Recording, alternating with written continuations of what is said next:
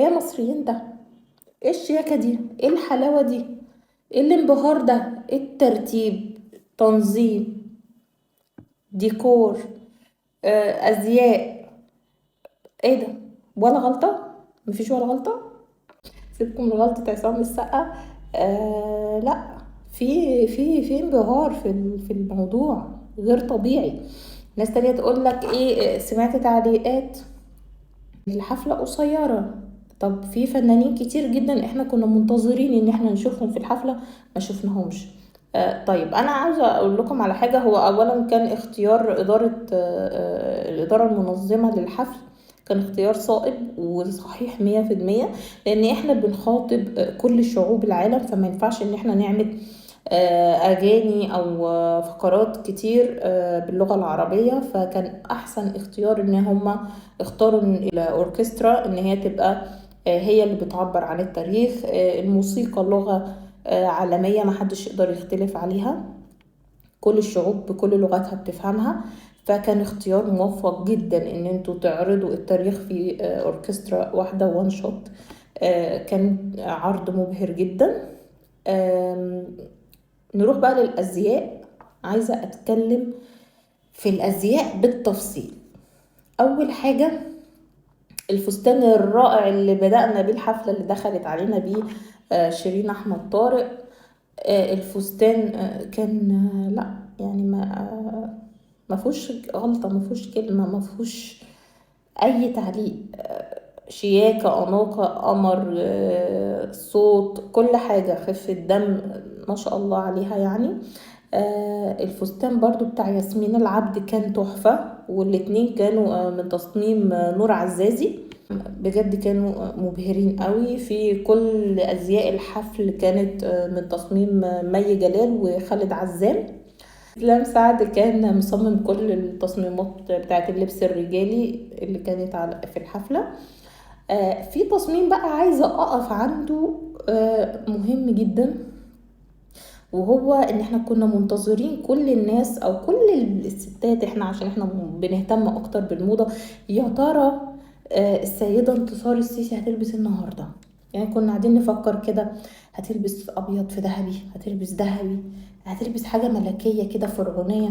كنا منتظرين وكان الموضوع يعني ممكن كان تلبس حاجة مثلا فرعونية قوي فتبقى اوفر قوي، فتبقى لا، كانت لابسة اوتفيت ولا غلطة. كانت قمر والله العظيم. احلى لبس عجبني الزي بتاعها. بما ان انا محجبة يعني وبحب الحاجات التصميمات دي، لا كانت لابسة تصميم تحفة من تصميم مرمر حليم. وعاوزة كمان اقول لكم ان هو هاند ميد، وطبعا مكتوب عليه بالهيروغليفي. دي ما كانتش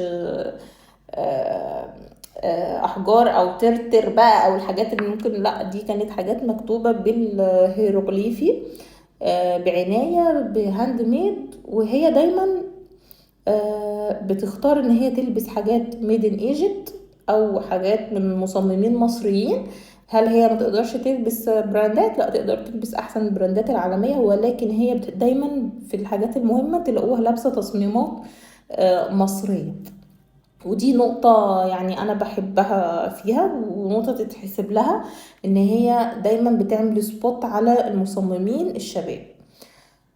نروح بقى لنقطة تانية مهمة جدا، ناخد الموضوع من أوله كده. هدى المفتي، أحمد مالك، أحمد غزي، سلمى أبو ضيف برضو وشها مصري 100%. هدى المفتي كانت قمر بجد.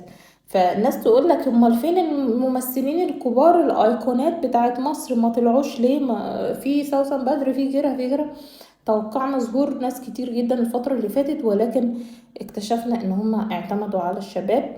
هل عشان الجيل القديم راحت عليه؟ لا، علشان الناس اللي كانوا بينظموا الحفل كانوا مهتمين جدا ان كل حاجة تبقى مصرية 100%، بعيد عن اي اختيارات، ولا مين اكبر من مين ولا مين اصغر من مين. هم كانوا بينقوا الوش المصري 100%. ودي حاجة، وبصراحة ما فيش ولا اختيار فيهم يعني طار منهم، لا كل الاختيارات كويسة جدا. حتى أحمد مالك معرفش هم ليه كانوا واخدين انتقادات عليه، أنا شايفاه كان عادي جدا. أكيد المصريين زمان كان فيهم الأسمر والأبيض يعني أكيد كلنا مكناش شبه بعض يعني. حاجة كمان بعديها على طول ظهور الأبطال الأولمبيين، دي حاجة جميلة جدا وتكريم كبير جدا من الدولة ليهم، وبجد كانت لقطة محترمة جدا. عايزة أروح معاكم للمزيكا. كان في برضو لقطة الحفلتين الفنان الجميل عبد الرحمن أبو زهرة بالكمان كانوا بيعزفوا، برضو ما نقدرش ان احنا نعدي اللقطة دي، كان شكلهم جميل ومبهج. ايه الأوركسترا المحترفة دي؟ ايه ده اللي انت عامله يا ناير يا ناجي؟ استاذ ناير ناجي المايسترو الكبير المعروف ابن اسكندرية الجميل. اسكندرية دايما بتطلع لنا فلاتات كده، احب برضو اقول ان هو مواليد اسكندرية. لا، الموضوع ان الفكرة ان انت تفكر ان العزف يبقى في كذا دولة في نفس اللحظة بالاتقان ده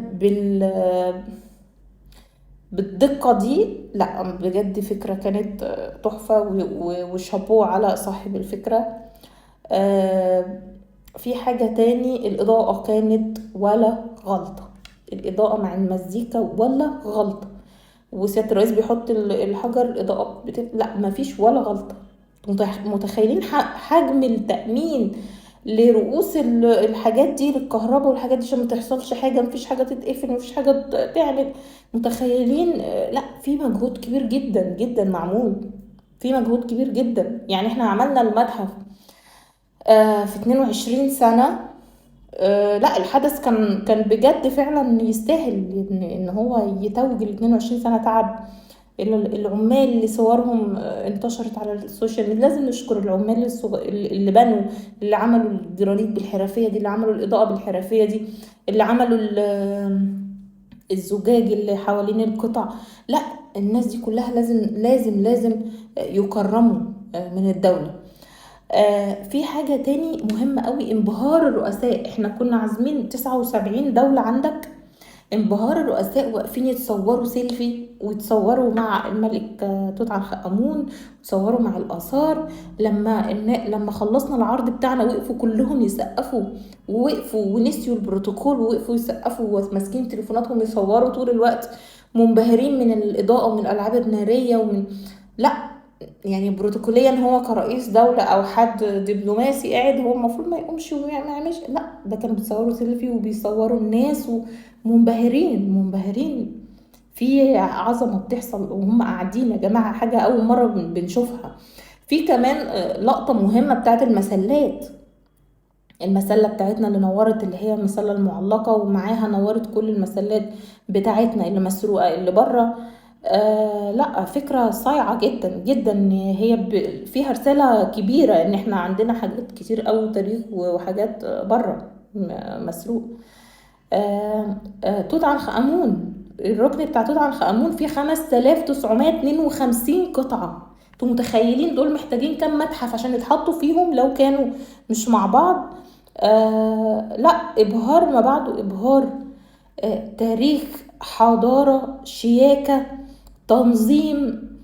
اعتقد ان الحفل ده اقل ما يقال عليه ان هو حفل تاريخي، ما ينفعش يتقال عليه غير ان هو حفل تاريخي. انا فخورة جدا ان انا مصرية، فخورة جدا ان انا حاليا عايشة في الوقت ده في العصر ده بحكي عن حاجة زي كده او بعلق عليها. واتمنى يا رب مصر دايما تبقى في خير وسلام وامان وفي تقدم وازدهار، وتبقى قد الدنيا.